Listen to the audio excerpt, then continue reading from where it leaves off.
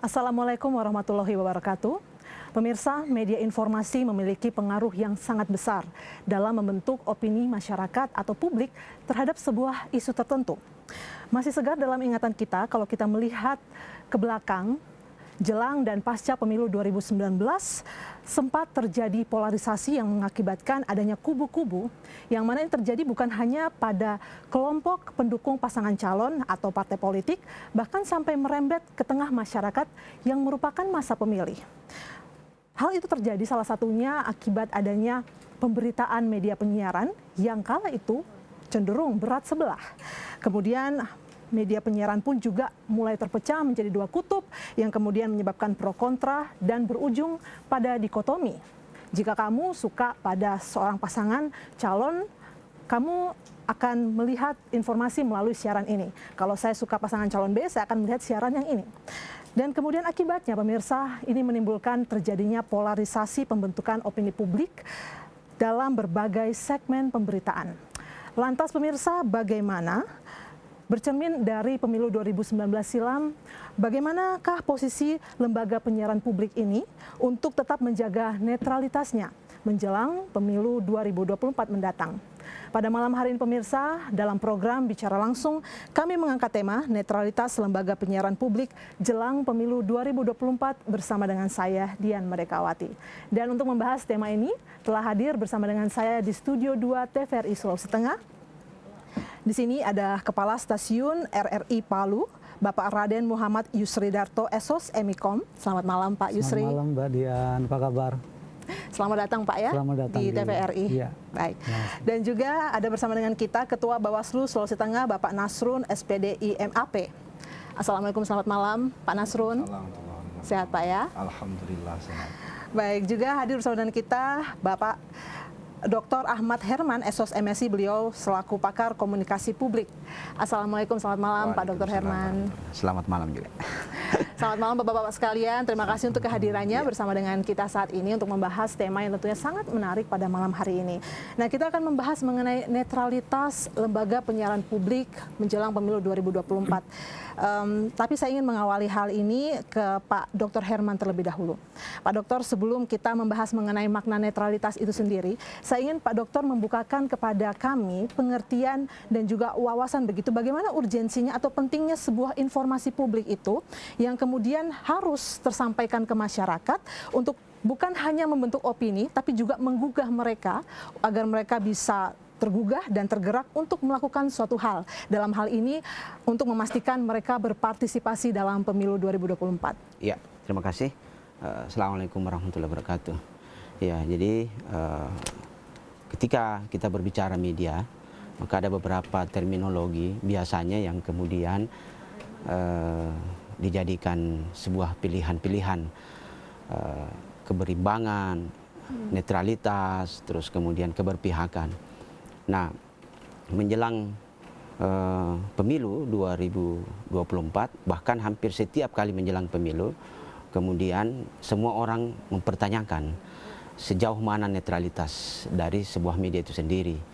Karena ya tidak bisa dipungkiri terkait dengan konten-kontennya, terkait dengan kepemilikan media, faktor ekonomi politik dan seterusnya, itu bisa menjadi indikator, menjadi ukuran apakah media itu betul-betul netral dalam mengkampanyekan atau memberitakan salah satu figur tertentu. Nah, ini kemudian menjadi menarik bahwa beberapa media, baik media cetak maupun media elektronik, kemudian berlomba-lomba, terutama juga media online, menyajikan informasi itu. Entah kita lihat itu apakah informasinya benar atau masih sekedar isu. Ya. Gitu. Nah, karena kita sekarang berada di LPP TVRI, kemudian ada Pak Kepsta juga RRI, maka saya selalu mengatakan bahwa tidak bisa dipungkiri bahwa LPP TVRI dan RRI itu selalu menjadi sorotan. Itu. Nah, sempat saya ditanya juga sama Pak Kepsta, kok bisa seperti itu Pak? Ya, karena kita tidak bisa melepaskan dari trauma masa lalu masyarakat bahwa selama 32 tahun kemudian dua lembaga ini dianggap, saya selalu mengatakan dianggap, menyuarakan kepentingan salah satu incumbent dan seterusnya. Padahal sebetulnya kalau mau dilihat secara regulasi, LPP TVRI dan RRI itu sebetulnya sudah paling taat aturan regulasi. Kan ada undang-undangnya semua itu. Mulai dari Undang-Undang Pers nomor 40 tahun 99, terus Undang-Undang 32 tahun 2002, terus kalau berkaitan dengan lembaga penyiaran ada P3 SPS, itu ada kode etik jurnalistik. Nah, sekarang kita hanya bisa melihat hasil-hasil riset. Itu bahkan dari beberapa riset Dewan Pers itu sebetulnya saya tidak pernah menemukan RRI dan TVRI itu bermasalah. Selalu media lain, tanpa menyebutkan nama. Baik, nah, baik seperti itu Pak ya. Saya ingin mendengarkan tanggapan dari Pak Yusri. Pak Yusri, tadi sedikit disentil oleh Pak Dr. Herman mengenai anggapan ini yang masih ada begitu di masyarakat bahwa cenderung ya lembaga penyiaran publik ini pro dengan incumbent begitu. Tanggapan Bapak seperti apa? Ya, memang apa yang disampaikan oleh Pak Herman tadi ya dibilang benar ya benar. Memang selama 32 tahun lembaga penyiaran publik ini menjadi kekuatan lah Pak ya. Lebih ekstrimnya menjadi kekuatan pemerintahan yang berkuasa waktu itu untuk mensosialisasikan programnya, mensosialisasikan komunikasinya dengan masyarakat, sehingga waktu itu RRI dan TVRI dijadikan corong lah. Saya lebih terang-terangan corong. Namun dalam perkembangannya di era reformasi, kita tidak lagi menjadi kekuatan pemerintahan yang berkuasa. Kami menjadi kekuatan publik, kekuatan rakyat.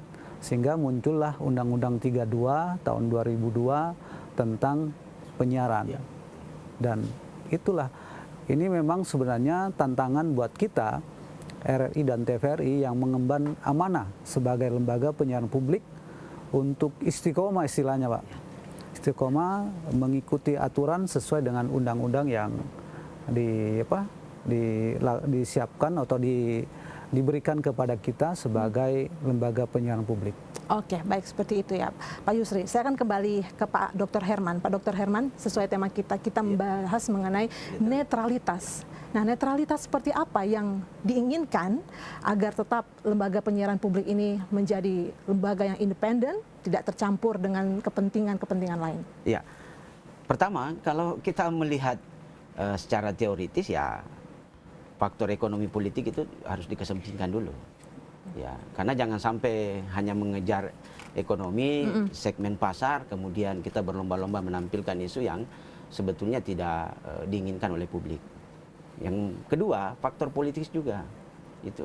Karena jangan sampai media mendukung salah satu kandidat, kemudian itu menjadi selalu sorotan, selalu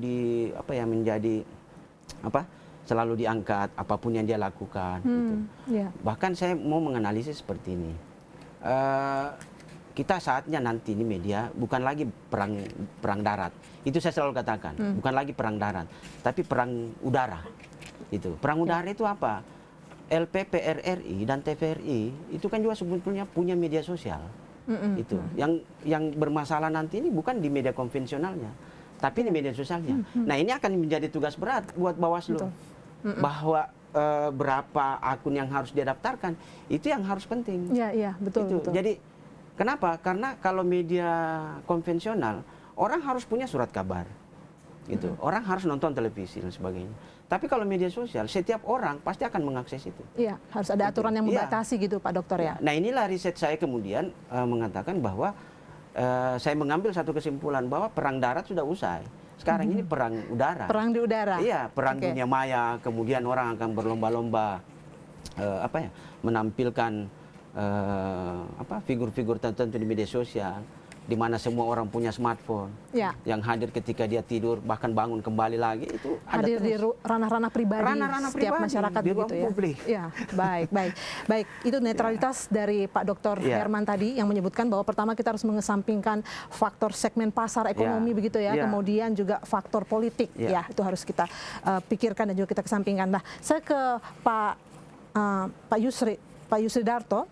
Pak, kalau tadi Pak Herman sudah menjelaskan mengenai makna netralitas begitu yang selayaknya harus ada dalam sebuah lembaga penyiaran publik.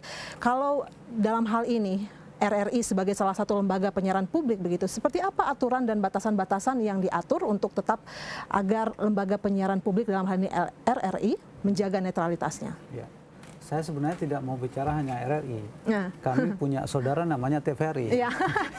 Kami diberi diberi jabatan, diberi gelar oleh negara yakni sebagai lembaga penyiaran publik. Ya.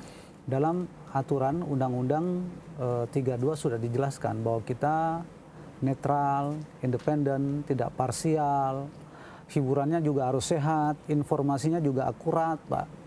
Jadi di undang-undang itu sudah diatur kami melakukan siarannya, kontennya seperti apa sudah di ini. Kami tidak cepat, tidak mengedepankan kecepatan, tapi mengedepankan ketepatan. LPP itu. Tidak mengedepankan kecepatan, tapi ketepatan. Ya, keakuratan ya Pak Yusri. Keakuratan. Ya. Sehingga ketika sekarang media gonjang-ganjing menjelang pemilu itu dinilai tidak netral, menjadi kekuatan politik, menjadi kekuatan bisnis kan, dan media sosial juga sekarang meskipun katanya Pak Herman tadi semua pribadi bisa mengakses di media sosial, ada krisis kepercayaan Pak, trust Pak. Jadi ketika media mainstream itu tidak netral dan media sosial diisi oleh informasi-informasi yang tidak akurat, maka LPP menurut saya menjadi jalan tengah, Pak. Menjadi jalan alternatif dari masyarakat untuk mendengarkan, untuk melihat, maupun untuk menyampaikan. Jadi sangat diuntungkan sebenarnya dengan situasi seperti ini, RRI dan TVRI menjadi jalan tengah, menjadi jalan alternatif bagi masyarakat ketika terjadi krisis informasi. Kepercayaan dan informasi. Disrupsi informasi, Pak. Baik, oke. Saya akan ke Pak Nasrun, dalam hal ini Ketua Bawaslu Sulawesi Tengah. Bapak, kita sudah tidak lama lagi, kalau tidak salah di tanggal 28 November ya, mulai masa kampanye begitu Pak Nasrun. Pak Nasrun, ini masa kampanye dan ini kita ada di masa sosialisasi kalau begitu Pak ya, sebelum kampanye. Nah, Pak Nasrun, ini kan sebenarnya media ini, media penyiaran ini bisa menjadi salah satu wadah di mana informasi itu disampaikan begitu oleh para pasangan calon supaya juga dapat menggugah masyarakat, menambah pengetahuan mereka untuk bisa menggunakan hak pilih mereka, kemudian yakin ketika memilih begitu. Kalau aturan mainnya sendiri Pak Nasrul, apakah sebenarnya boleh atau tidakkah adanya sosialisasi atau kampanye itu di dalam ranah media penyiaran untuk mengkampanyekan diri mereka supaya masyarakat bisa mengenal diri mereka? Baik, terima kasih. Terkait dengan pemilu kali ini memang ada beberapa kriteria yang harus kita lihat. Pertama memang bahwa nanti kampanye itu baru akan dimulai tanggal 28 November sampai tanggal 10 Februari 2024. Di tanggal itu nanti akan ada interval waktu 25 hari pasca penetapan DCT pada tanggal 3 nanti. Jadi tanggal 3 ditetapkan DCT, setelah penetapan DCT nanti setelah itu akan baru boleh kampanye di 25 hari. Saya di beberapa pertemuan saya menyampaikan ke teman-teman media, bahkan bukan hanya lembaga penyiaran publik misalnya, tapi lembaga-lembaga media yang lain saya minta untuk tidak menerima iklan dulu. Tidak menerima dulu iklan terkait dengan kampanye, karena kampanye baru bisa dimulai itu pada tanggal 28. Jadi kalau sebelum itu nggak boleh, nggak boleh. Kalaupun sekarang sebelum masa penetapan DCT, ayo itu adalah bagian dari sosialisasi. Tapi setelah ditetapkan sebagai peserta, maka seluruh peserta tidak boleh berkampanye di luar jadwal. Baru boleh beriklan mulai tanggal 28 November. Bukan di dalam 25 hari terakhir sebelum pemilu itu. Bukan 25 hari, karena dijelaskan memang frasanya jelas bahwa di sana kampanye baru akan dimulai pada 25 hari setelah ditetapkan dalam DCT. Itu yang pertama. Yang kedua, saya minta juga kepada insan-insan pers termasuk kemudian LPP untuk tidak, kami kemarin mengikuti satu HUT partai politik, tapi NC-nya itu adalah dari lembaga LPP. Kita juga menyaksikan itu dan mohon untuk ke depan seluruh pegawainya ditertibkan untuk soal MC menjadi MC di partai politik, apalagi nanti di kampanye. Kami mohon ini ditertibkan juga karena ini penting buat kita untuk menjaga netralitas. Jadi netralitas itu bukan hanya soal slogan-slogan, tapi ini harus dilakukan. Jadi kami memantau terus proses itu. Ya ini kalau soal rezeki ya sudah, nanti ini ada yang atur. Tapi kalau ini terkait dengan netralitas tidak bisa kita atur-atur lagi, tidak bisa. Jadi mohon kami meminta ke lembaga LPP, baik itu TVRI, RRI, tolong disampaikan ini. Dan saya tahu teman-teman punya kode etik bahwa meliput peserta pemilu pun itu teman-teman enggan. Hanya memilih kepada kami penyelenggara. Kami tahu itu bahwa itu menjaga netralitas. Teman-teman LPP RRI misalnya dengan GCM-nya, kami mendukung itu. Kenapa? Karena dalam pemilu ini kita butuh kolaborasi.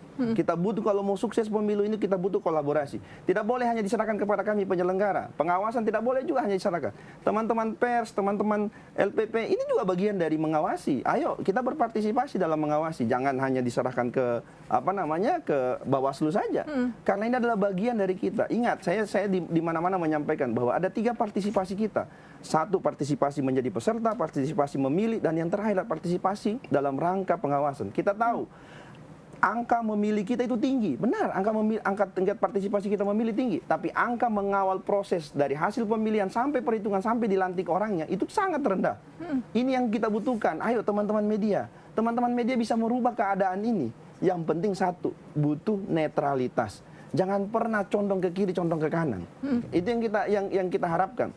Dan saya berharap juga personil, baik pegawainya ini juga mulai ditertibkan. Apakah itu adalah pegawai organik, apakah itu adalah honorer, tolong ditegaskan. Kami mohon ini, karena kami memantau kemarin ada beberapa orang yang menjadi misalnya MC pemandu, atau kemudian pemandu acara yang lain. Saya mohon di forum ini saya sampaikan, karena ini penting untuk kita menjaga, jangan sampai karena kita banyak kejadian kita temukan yang dulu misalnya harus meneriakan yel-yel, karena tidak boleh. Netralitas itu dimulai dari sikap. Apalagi kalau dia ASN. ASN itu sebelum dan sesudah pemilu maupun pemilihan itu dia harus netral. Karena kenapa mereka harus netral? Karena ASN misalnya, kalau kita bicara soal ASN, apalagi ada ASN yang di LPP misalnya, kalau mereka harus netral, karena ada 3 hal kenapa ASN itu harus netral. Pertama, karena mereka adalah pelaksana kebijakan publik, itu sesuai dengan pasal 10 Undang-Undang nomor 5 tahun 2014 tentang ASN. Dia pelaksana kebijakan publik, adalah pelayan publik, dan kemudian dia pemersatu dan perekat bangsa. Ini fungsi ASN. Kalau kapan dia tidak netral, maka fungsi-fungsi itu tidak berjalan. Bisa jadi pelayanannya nanti diskriminasi. Bisa jadi juga nanti akan dipilih-pilih siapa yang akan diliput, siapa yang akan diberitakan. Itu kami berharap hal-hal kecil tapi harus diperhatikan ya Pak Nasrun. Harus sedetail itu. Kami mohon maaf ya, kami sudah sedetail itu untuk melihat teman-teman ini. Jadi saya sudah meminta di forum ke teman-teman, mohon saya minta tolong ke beberapa aliansi-aliansi dan jurnalis. Saya juga minta ke teman-teman, masa kami sudah ditetapkan tidak bisa menerima iklan? Bukan, ini soal aturan. Ini soal aturannya tidak boleh, karena yang repot nanti bukan saja Bapak yang tapi peserta yang kemudian mungkin sudah bisa kampanye, tapi kami undang-undang terus. Jadi ini saling bekerja sama lah kita, karena pemilu ini kalau mau berkualitas tentu kita harus bekerja secara kolaboratif. Itu maksud saya. Baik, saya ke Pak Dr. Herman. Pak Dokter, bagaimana Bapak melihat apa yang disampaikan Pak Nasrun tadi untuk mewujudkan bagaimana bentuk netralitas lembaga penyiaran saat ini? Ini memang tadi ada hal-hal yang kelihatannya kecil begitu ya, tidak terpikirkan. Bagaimana Bapak melihatnya? Iya, artinya saya sepakat bahwa memang Bawaslu itu adalah wasit di tengah kompetisi yang 5 tahunan ini orang selalu menyebut pesta demokrasi. Nah, Bawaslu itu juga tidak hanya mencoba melihat bagaimana peserta atau para capres, figur itu taat aturan, itu. Tetapi biasanya mereka taat aturan, tapi yang di bawahnya yang tidak, itu. Sehingga memang kerja keras dari Bawaslu itu kemudian sering-sering melakukan sosialisasi, terus menyemprit kalau ada yang sudah keluar dari koridor dan seterusnya. Nah, memang betul bahwa kalau sudah tidak ada lagi yang melakukan koridor untuk pengawasan seperti itu, ini jadi susah. Yang kedua, bahwa ya kita kan lihat beberapa waktu belakangan ini ya, ini juga menjadi satu fenomena ketika satu ruang-ruang yang kemudian dimanfaatkan oleh figur tertentu, ya kemudian itu muncul pro kontra. Apakah ini sudah curi start, kampanye dan sebagainya. Nah, memang di satu sisi Bawaslu mengatakan belum kampanye karena belum ditetapkan. Di sisi lain orang mengatakan bahwa dia sudah kampanye dan seterusnya. Masih sosialisasi. Iya, masih sosialisasi. Nah, memang sebetulnya apa ya? Kita sadar diri lah, tahu aturan sebagainya. Artinya biarkan teman-teman Bawaslu juga bekerja untuk melakukan pengawasan dan teman-teman di KPU melakukan tahapan penyelenggaraan pemilu dengan baik. Saya pikir itu. Jadi tidak bisa memang regulasinya sudah jelas. Harus kembali ke regulasinya seperti apa begitu ya. Baik Bapak-bapak, kita tahan dulu diskusi kita akan lanjutkan karena kita harus jeda setelah pariwara berikut ini. Pemirsa, program Bicara Langsung masih segera kembali.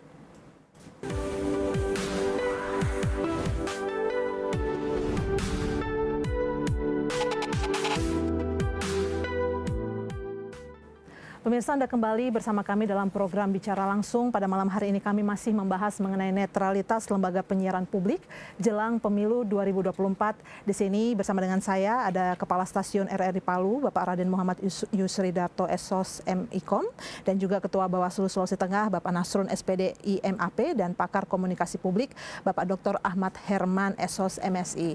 Dan menyambung diskusi kita yang menarik tadi, saya kembali ke Pak Nasrun. Pak Nasrun, tadi ada hal-hal kecil yang mungkin teman-teman yang ada di lembaga penyiaran publik ini mungkin merasa, oh saya belum pernah diberitahu, mungkin tidak ada, ini mengenai masalah ekonomi tadi itu Pak.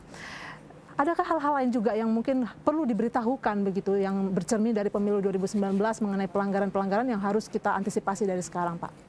Ya, selain yang tadi ya, selain yang kita lihat yang kemarin, kalau kami sekarang paradigma Bawaslu itu sekarang kita agak geser ya. Kalau dulu paradigma Bawaslu itu cegah, awasi, tindak. Sekarang kita geser. Nah, kita lakukan dulu pengawasan. Apa hasil pengawasan? Oh, hasil pengawasannya kita temukan ada dugaan, misalnya ada potensi pelanggaran. Kita akan memberikan langkah pencegahan. Apa itu? Himbauan atau kemudian saran perbaikan. Jadi itu yang kita lakukan. Dulu, Pak, ya? Ya, dihimbau. Makanya kemarin kita menemukan yang tadi itu, kita langsung menyatakan ke yang bersangkutan untuk tidak meneriakan yel-yel partai politik, karena kalau itu berarti dia ikut mengkampanyekan. Yang tidak boleh adalah seluruh lembaga-lembaga publik, lembaga BUMN, BUMD, kemudian ASN, kemudian lembaga-lembaga yang kemudian bersumber dari APBN atau APBD, itu tidak boleh kemudian meneriakan yel-yel, ikut berkampanye, memfasilitasi atau kemudian ikut berkampanye di dalamnya. Nah, ini yang tidak boleh. Nah, hal lain juga kita sering menemukan, misalnya kami pernah menemukan ya, bahwa ada salah satu media yang sudah menjadi endorse satu calon saja. Karena apa alasannya? Kami kerjasama, Pak. Ini soal tadi ekonomi ya. Ini soal ekonomi. Jadi ini bisnisnya. Jadi ini juga tidak. Tapi yang jelas kalau kami akan melihat itu, tentu ada lembaga-lembaga yang akan bisa melihat itu. So, ada dewan pers, ada kemudian komisi penyiaran misalnya. Jadi ini kita juga bekerja sama dengan pihak-pihak itu untuk melakukan pencegahan, dan kita kami juga berencana di Bawaslu Provinsi akan mengundang seluruh teman-teman media dan lembaga penyiaran untuk kita diskusi bersama. Apalagi ini soal masa 25 hari setelah yang ditetapkan, karena ini juga bukan hanya lembaga penyiaran yang kita minta untuk menahan diri untuk belum buka kampanye, tapi peserta pemilu pun kita sudah minta untuk menahan diri, karena ini ruangnya belum bisa. Nah, yang sekarang yang bisa adalah sosialisasi. Sosialisasi itu tidak boleh ada unsur ajakan, tidak boleh dipasang di tempat-tempat terlarang, rumah ibadah, sekolah gitu, kemudian fasilitas pemerintah, rumah sakit. Jadi nah, yang kemudian tidak secara kumulatif mencantumkan citra diri partai politik. Citra diri partai politik itu adalah nomor urut dan lambangnya. Jadi kalau hanya lambangnya itu sosialisasi, nomor urutnya itu sosialisasi. Tapi kalau dia secara kumulatif itu bagian dari kampanye. Karena kampanye itu adalah cara para peserta itu untuk menawarkan visi misi, program dan atau citra diri. Jadi citra diri itu bisa jadi foto, itu bisa menjadi citra diri. Nah, citra diri partai karena sekarang yang bisa kita lihat adalah partai politik yang baru peserta. Sampai sekarang ini baru partai politik yang bisa jadi peserta, karena tanggal 14 Desember kemarin 2022 itu sudah ditetapkan sebagai peserta, dan nanti para bakal calon ini akan ditetapkan. Untuk calon legislatif itu ditetapkan pada tanggal 3, dan nanti calon presiden akan ditetapkan pada tanggal 14. Jadi ada interval waktu. Kalau presiden itu 15 hari baru kampanye, kalau legislatif itu 25 hari. Jadi baru kampanye. Kalau dulu itu Nah, ini yang problematik memang karena undang-undang yang sama tapi dengan dirubah di Perpu terkait dengan soal interval waktu penetapan DCT. Kalau dulu cuma 3 hari, sekarang 25 hari. Jadi memang agak lama. Nah, ini penting untuk kita. Saya sudah menyampaikan ke teman-teman sedetail mungkin, misalnya kalau ada flyer-flyer yang sudah terlanjur, mohon di take down dulu selama masa interval ini ya, karena sama juga nanti dengan masa tenang pada saat tanggal 11, 12, 13 itu mohon juga tidak ada sama sekali. Dan kita juga minta misalnya ke teman-teman yang lain yang media, kalau bekerja sama mohon tidak di tanggal itu untuk kerjasamanya. Oke, perhatikan tanggal itu. Pak Nasrun, kalau bagaimana kalau misalkan pelanggaran ini terjadi di masa sosialisasi, bukan di masa kampanye? Ada pelanggaran-pelanggaran tapi masih disosialisasi nih. Kalau dari Bawaslu seperti apa tindakannya? Kalau kami sih caranya ya tadi, karena ini adalah masa sosialisasi dan tentu ada berapa rambu-rambu. Ya kalau kita mau lihat alat peraga yang sudah tersebar, kemudian ada iklan-iklan di media, tentu ini kita minta untuk dihimbau kita hanya memberi himbauan ya. Himbauan, Nah, penindakan baru kita bisa pendekatan penindakan lewat pelanggaran administratif misalnya itu bisa nanti setelah mereka jadi peserta. Jadi kalau mereka sudah peserta, ayo kita mulai, artinya mulai sibuk lah kalau itu. Nah, saya mengingatkan bahwa ke teman-teman juga bahwa justru sebenarnya pada saat teman-teman ini sudah ditetapkan sebagai daftar calon tetap, justru mata dan telinga Bawaslu itu bertambah. Kenapa bertambah? Karena calon lain saling mengawasi.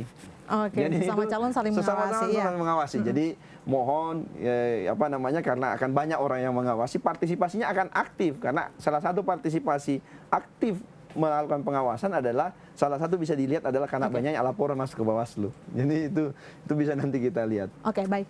Sebelumnya saya ingin menyampaikan kepada pemirsa TVRI Sulawesi Tengah di rumah, kalau Anda ingin memiliki pertanyaan begitu dan juga saran yang ingin Anda sampaikan, kami membuka telepon interaktif di nomor 0451452414. Anda dapat bergabung bersama kami dan menyampaikan aspirasi Anda. Dan saya akan ke Pak Yusri Darto. Pak Yusri Darto tadi mendengar apa yang disampaikan oleh Pak Nasrun. Seperti apa tanggapan Bapak? Ya. Saya tidak membela, tapi mungkin ini oknum ya, di luar konteks sepengetahuan pimpinan, karena di aturan internal LPP sudah ada buku saku namanya Pak. Buku saku misalnya jadi MC, terus jangankan MC Pak, kita punya infrastruktur sound system itu tidak boleh digunakan untuk kepentingan kampanye, di situ sudah ada sebenarnya Pak.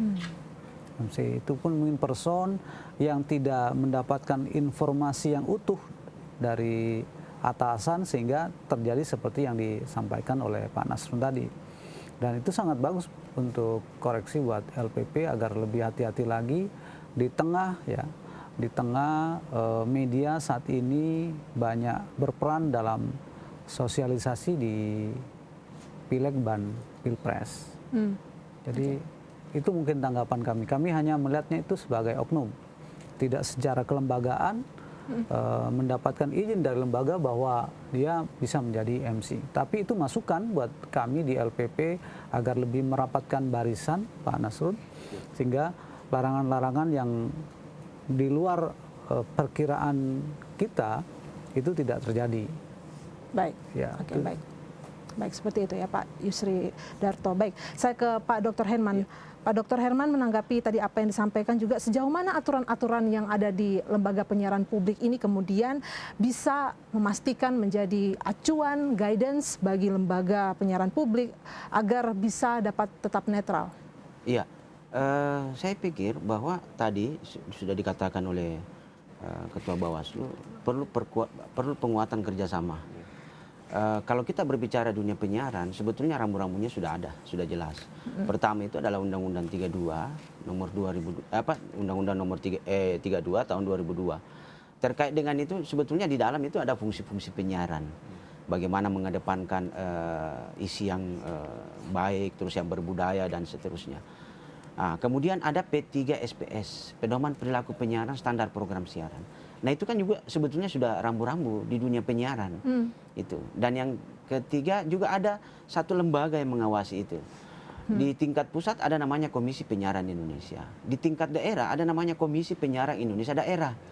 Nah hanya saja mungkin saya tidak tahu ya apakah penguatan kerjasama itu sudah terjalin atau ini saling apa ya, saling menunggu momen itu ya.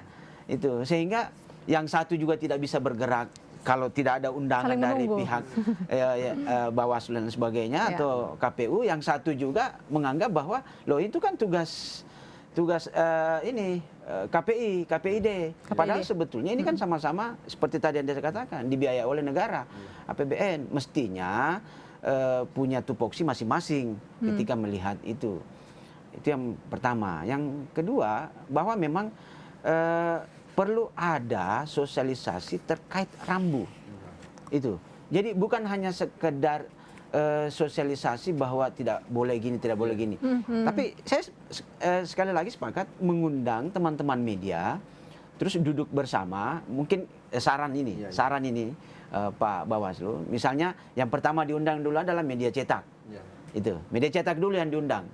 Itu. Kemudian diberikan sosialisasi. Rambu-rambunya seperti apa.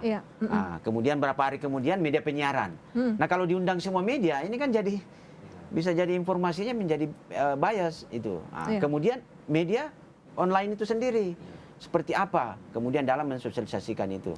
Nah, yang ketiga kemudian penguatan kerjasama ini ya mungkin ada MOU atau apa dan sebagainya, bahwa siapa yang melanggar dan sebagainya itu ada sanksi loh, ada seperti apa gitu.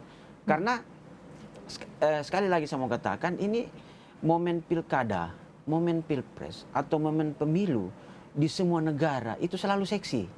Itu. Nah, yang namanya seksi itu selalu diminati orang. Itu. Nah, coba kalau sudah selesai momen ini, tidak ada lagi orang yang tertarik. Maka kita akan kembali seperti biasa. Makanya saya selalu katakan, teman-teman di KPU dengan teman-teman di Bawaslu, pernah saya berpikir begini, kenapa tidak dijadikan ad hoc saja? Benar. Selesai proses itu sudah selesai. Ini kan tidak. Itu. Padahal kan nanti hajatannya nanti pada saat hari H. Hari H, ya. Itu. Sebetulnya meskipun sebelum hari H itu sudah bekerja, itu ya, ada batasan, ada regulasi yang disampaikan dan sebagainya. Nah, memang sekali lagi tugas besarnya adalah malah perlu kita tanyakan. Sekarang ini sebetulnya media tiap partai politik atau kandidat itu boleh mendaftarkan berapa akun. Nah, itu dia. Karena ini kan kita tidak tahu nanti menjelang pilkada, menjelang pilpres, menjelang pileg, ini kan luar biasa ini tahapan ini. Selesai pileg dan pilpres ada pilkada kan? Ya Pak ya? Ada pilkada. Nah, sekarang akun itu mau dibatasi berapa? Iya, dibatasi berapa begitu ya? Tiap orang saja sekarang punya second akun. Iya. Iya kan? Oke. Itu. Nah, sekarang mau dibatasi berapa tiap kandidat? Baik, saya ke Pak Nasrun kalau begitu, Pak Dr. Herman ya. Pak Nasrun maksud saya di sini. Pak Nasrun, seperti apa kemudian aturan-aturan yang ada di sini, mungkin PKPU begitu ya, yang mengatur mengenai sosialisasi dan kampanye, utamanya di media penyiaran? Baik, kalau ini terkait dengan tentu kampanye. Satu tadi soal waktu ya. Waktu kampanye kita tahu sudah 28 sampai 10 Februari. Kemudian nanti ada beberapa metode kampanye. Salah satunya adalah iklan misalnya, penyebaran informasi lewat iklan di media. Nah, itu boleh. Nah, kemudian saya ingin menyambung apa yang Pak Dokter bilang, di PKPU 15 itu sudah dijelaskan bahwa setiap calon itu bisa berhak mendaftarkan paling maksimal itu 20 akun. Jadi Maksimal setiap peserta 20. ya, jadi 20 akun, kemudian dari 20 akun ini Bawaslu mengawasi adalah akun-akun yang terdaftar di KPU. Jadi Bawaslu tidak akan mengawasi akun-akun yang tidak terdaftar. Jadi itu ya posisinya. Jadi jangan sampai kenapa ini bersebaran informasi, akun yang diawasi oleh Bawaslu adalah akun yang terdaftar di KPU. Itu poinnya. Akunnya dibatasi Pak Nasrulnya. Kalau adminnya juga apakah ada batasan? Tapi begini, fenomenanya adalah akun yang didaftarkan bukan itu yang diaktifkan. Kan begitu. Kan fenomenanya kan begitu. Jadi ini makanya ini problem regulasi. Saya mau bilang ini problem.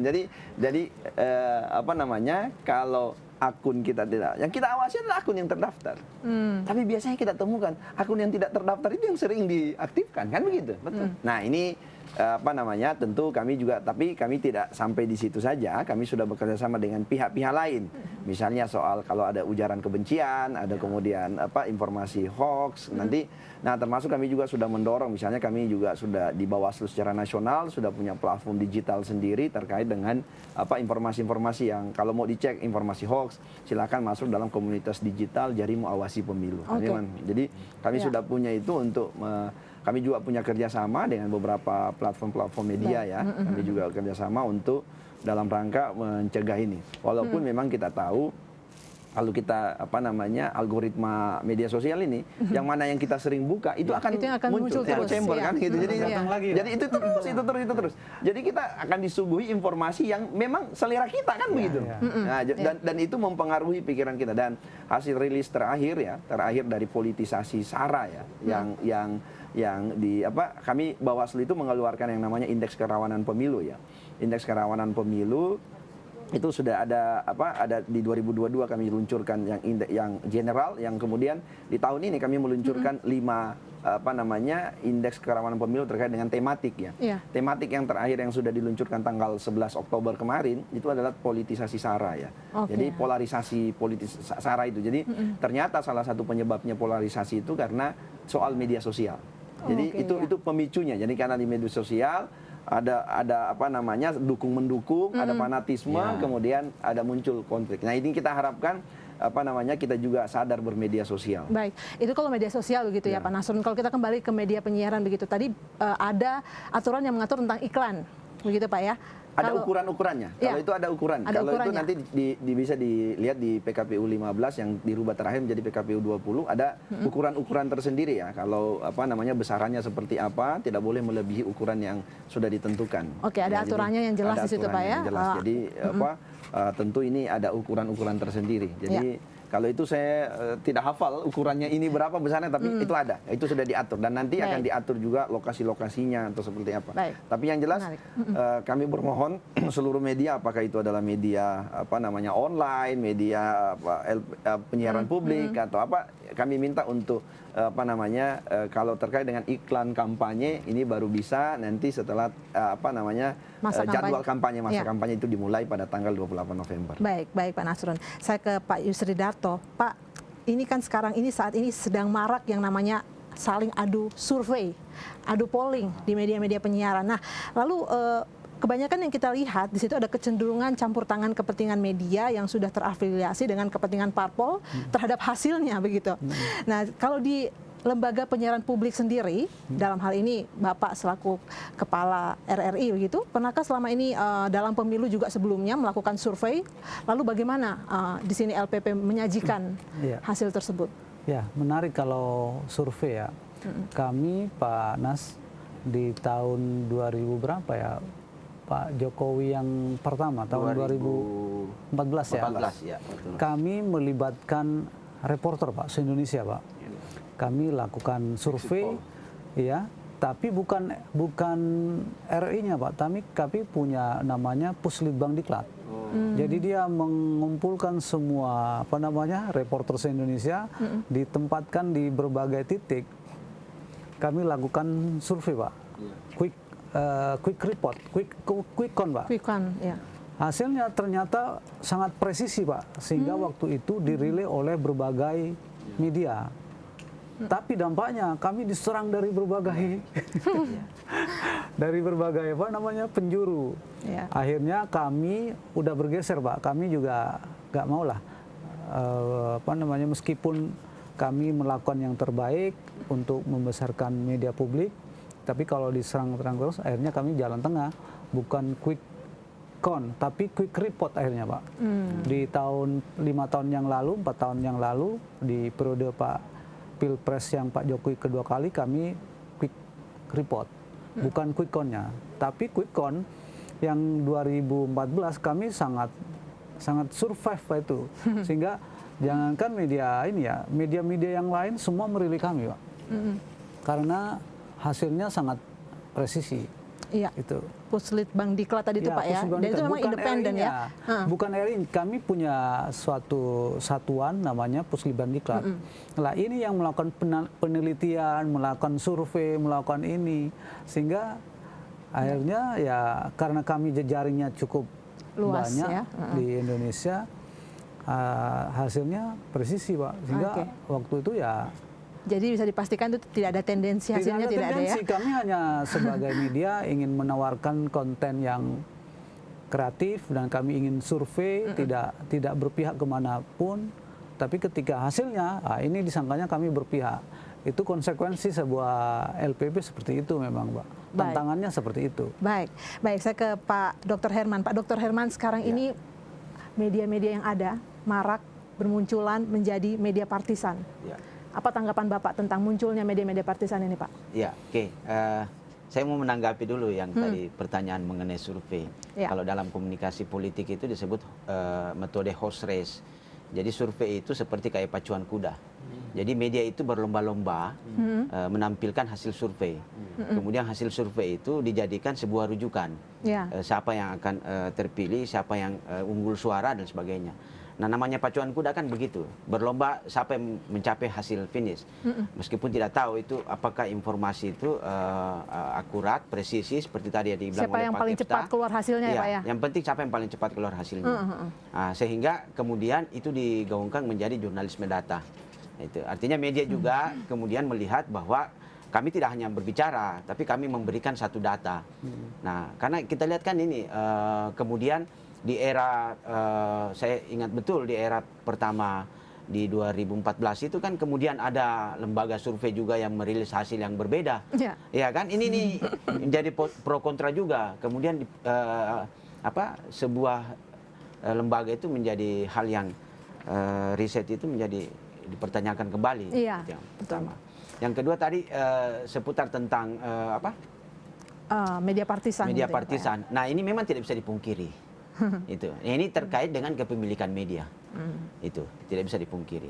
Bahwa secara nasional juga kita akan lihat seperti itu. Media-media partisan. Tetapi bagi saya sebetulnya masyarakat sekarang sudah mulai cerdas.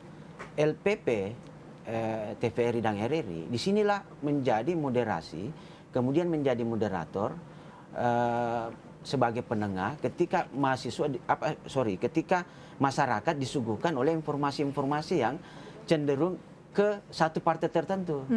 Nah, TVRI dengan RRI kemudian menjadi satu lembaga yang memberikan informasi yang sebetulnya media yang baik itu seperti apa, seperti dan sebagainya. Hanya saja sayangnya kurangnya nonton. Iya, kurangnya nonton, kurangnya dengar. Nah, itu tuh. Ya, Pak ya.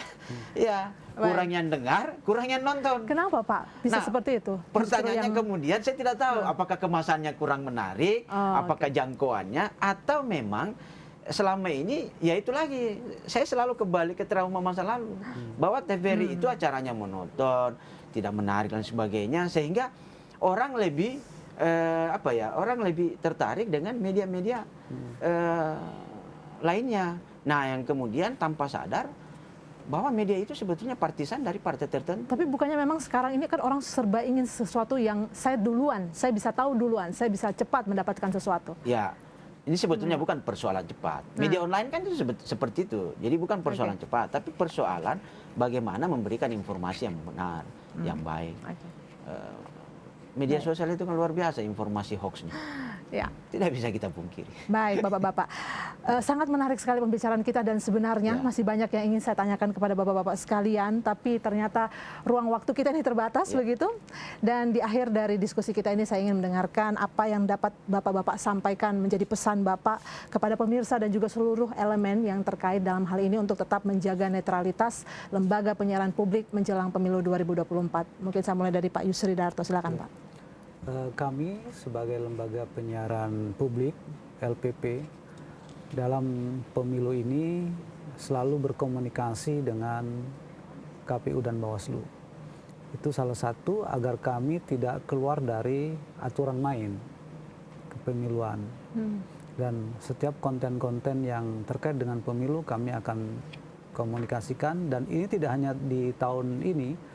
5 tahun yang lalu di 2019 kami juga sudah melakukan ini, dan kami RRI sama TVRI akan istiqomah Pak Anas untuk selalu berkomunikasi sehingga kami tetap ada di tengah, kami tidak kemana-mana, tapi ada di mana-mana. Saya berharap RRI dan TVRI ada di mana-mana, tapi kami tidak kemana-mana. Tidak kemana-mana, ya. Betul. Baik, menarik sekali. Baik, itu dari Pak Yusridarto. Silakan Pak Nasrun.